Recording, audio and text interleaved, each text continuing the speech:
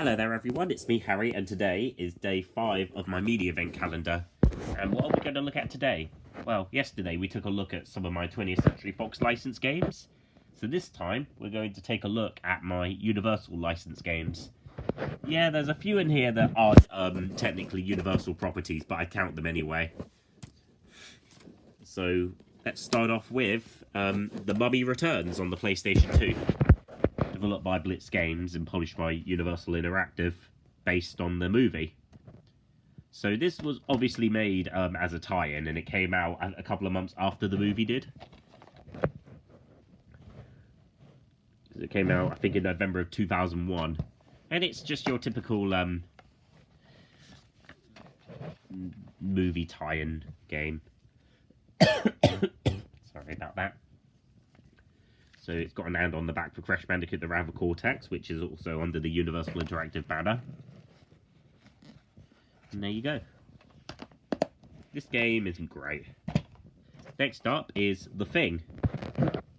So this is developed by Computer Artworks and published by Black Label Games, which was Universal Interactive's, or the vendor Universal's publishing label for mature titles, and this was one of them. It was supposed to be a Universal Interactive title, but it got moved under the new banner. And it's of course based on John Carpenter's movie of the same name. And then on the back there's an ad for the Lord of the Rings video game, based on the book, which was also released under the Black Label Games banner. Next up is Crash Bandicoot the Wrath of Cortex on the GameCube. Oh, I forgot this was released in September of 2002. So this is the GameCube port of Crash Bandicoot the Wrath of Cortex for the PlayStation 2 and eventually the Xbox. So this was developed by Traveller's Tales, ported by Eurocom, published by Universal Interactive. So, yeah, the GameCube version is kind of notorious for not being as good as the other version of the game, as the other two versions. So yeah, the back of the manual has an ad for Spyro Enter the Dragonfly, which was also released under the label. And speaking of that game, here it is, the GameCube version of Spyro Enter the Dragonfly, which is a port, despite being released the same time as the PS2 version, because it fixes a lot of the bugs and glitches that the other version that the PS2 version has, but it's still not a brilliant game. Developed by Check 6 Games and Equitos Digital Entertainment, or however you pronounce them. The only games the two companies published before they went out of business. This game came out in November of 2002. Then the ad on the back is for Crash Bandicoot the Wrath of Cortex. And it also advertises the Game Boy Advance game Crash Bandicoot XS. Also, that one advertised, let me check, Spyro 2 Season of Flame, because Season of Ice came out a year prior in 2001. Next up is another movie tie-in game, The Scorpion King Rise of the Agadan, released in November of 2002 as well for the PS2 and GameCube. So this is based on the Mummy spin-off of the same name, featuring Dwayne Johnson, aka The Rock. And this game is, as you'd expect, it's bad. It's from Points of View, published once again by Universal Interactive. And then there's an ad on the back for Spyro Enter the Dragonfly as well. Yeah, they do like advertising the same games on the back, despite the fact that I don't think Spyro would really appeal to people who would want to play this game. But you get the idea. Next up is Jurassic Park Operation Genesis. I have both the PC and the Xbox versions of the game. So the game is developed by Blue Tongue, and it's published by Universal Interactive, with Konami co-publishing it for consoles. So it also had a PS2 release. The game came out in March of 2003. So it's basically a construction and management simulation game where you get to build your own Jurassic Park. And this gameplay formula has got up with Jurassic World Evolution from Frontier Developments. So Yeah, the game might not see much nowadays, but it was revolutionary for the time for fans of the construction and management simulation genre and the movies. Oh, and the ad on the back of this one is for the Hulk video game. And then the ad on the back of this one is of, once again, the Hulk video game.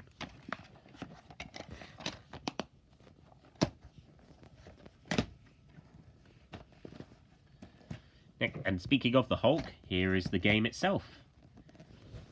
Developed by Radical Entertainment and published by Universal Interactive, released in June of 2003 to coincide with the movie. So although the game's based on the movie, the game's story is different from the film, I think. Although I've not seen the film. So this was during when the Vivendi Universal brand was more livid, if you get what I mean. So here's the manual. So the advertisement on the back depends on the game, though. So on my copy, it has an ad for the Fast and the Furious game from Doki Denki, or whatever the company's called. Doesn't list a developer name on it, but this game never saw the light of day. It was silently cancelled. And then the GameCube version advertises the Game Boy Advance equivalent, the Incredible Hulk. Yeah, they call it the Incredible Hulk, even though the console game and PC game is called Hulk. That's kind of funny if you'd ask me. Next up is The Cat in the Hat, based on that awful movie with Mike Myers. So it's developed by Magenta Software, published by Vivendi Universal Games under the Cocktail Studio banner. So this was meant to be used when... So basically, Cocktail Vision was the French developer. They had nothing to do with this game. Vivendi Universal in the UK and Europe and all that used it as a children's label. And yet they still managed to get away with a lot of things in this game. Like, the Cat in the Hat says something like, "Kiss my furry," and then he says something like, "Oh, I can't say this, it's a kid's game," or something like that. Like, the game's rated 3+, and yet the game still gets away with dirty jokes like the movie does. But yeah, the game is, let's just say, a tiny bit better than the film, but it's still a bad game. There's no advertisement on the back of this one.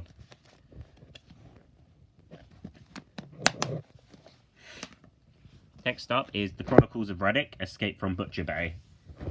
So this was when just about every title from Vivendi Universal Games was branded under the Sierra name in Europe.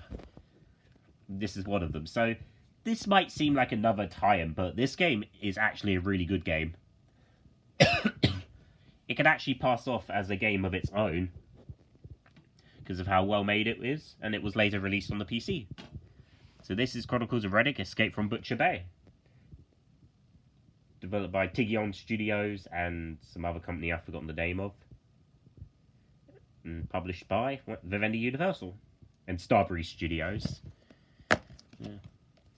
And here we got the manual, and then there's an ad for Dark Fury, which is the short film based on the Chronicles of Radic. Yeah, it's a very violent game, I'll tell you that. Next up is The Mummy, Tomb of the Dragon Emperor. Oh, this was released in... that came out in, I think, March of 2004. I think this came out in, July 2004. This game came out in July of 2008. It was one of the last titles from Vivendi Universal Games before the Activision merger. Well, of course, this game isn't good at all, as to be expected. It's developed by Eurocom, and it's once again another lame tie-in video game. And it was on the PS2, obviously, because it was made on a low budget. So, of course. And it was on the Wii as well, I think. So, yeah, this game is not fun. And then, this is the only one I have that's not from Vivendi Universal, or Vivendi Games as they were later known. And that's The Chronicles of Radic, Assault on Dark Athena. The remake of Escape from Butcher Bay, including a new storyline. So this was meant to be published by Vivendi, but then they rejected the game after the Activision merger, and then this, alongside Ghostbusters, the video game, was sold to Atari. Well, Infogrames, but you get the idea. So this is published by Atari, and once again, it's developed by Tygon Studios and Starberry Studios.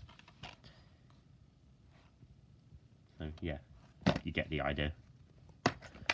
And here's the disc and the manual. But of course, since it's an Atari title, there's nothing on the back of the manual. They don't normally advertise games like that. But they do have some artwork on the back. And oh boy, how this remake was made after the backwards compatibility function on the 360 wouldn't allow the original Chronicles of Radic game to work on it. But you get the idea. But yeah. Anyways, join me tomorrow where we'll probably take a look at some DVDs next. What should I look at? Maybe some Clifford DVDs, I could say. Anyways, see you later guys, and bye for now.